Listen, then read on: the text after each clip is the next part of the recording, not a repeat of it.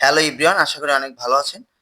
বিদ্যুতের সকল তথ্য পেতে আমার এই ইউটিউব চ্যানেল সাবস্ক্রাইব করে পাশে থাকবেন। পাশে থাকা বেল আইকনটি চাপ দিতে ভুলবেন না। অবশ্যই লাইক, কমেন্ট, শেয়ার করবেন। আমি আজকে যে বিষয়টি নিয়ে আলোচনা করব, এই বিষয়টি আপনারা ক্লিয়ারভাবে বুঝে নিন। আপনারা অনেকেই বলে থাকেন এবং অনেকেই জানেন না আমরা কেন লাইন বন্ধ করি। প্রথমেই বলবো আমরা প্রয়োজন ছাড়া লাইন বন্ধ করি না। অনেক সময় লাইন অটোমেটিক বন্ধ হয়ে যায়। কেন বন্ধ হয়ে যায়?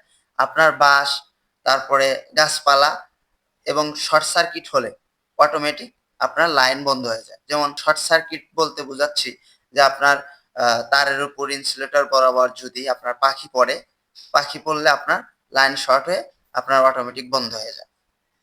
তো দেখেন যে একটি অভিযোগে এসে এলাকায় বিদ্যুৎ নেয় আনুমানিক ৫ থেকে ৭টি। লাইন চেক করে দেখলাম যে আপনার হাই ভোল্টেজ লাইনের উপর একটি বাঁশ পড়ে আছে। আমরা বাঁশটা যদি রিমুভ না করে যদি লাইন চালু করি তাহলে কিন্তু লাইন চালু হবে না। যতবারই দেই না কেন।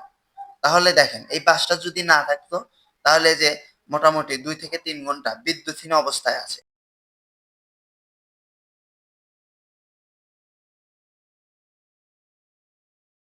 তাই বলতে চাই আমি বা আপনি যেই হন না কেন বিদ্যুতের সাথে লড়াই করে পারবো না। তাই তারের আশেপাশে গাছ লাগানোই ভালো।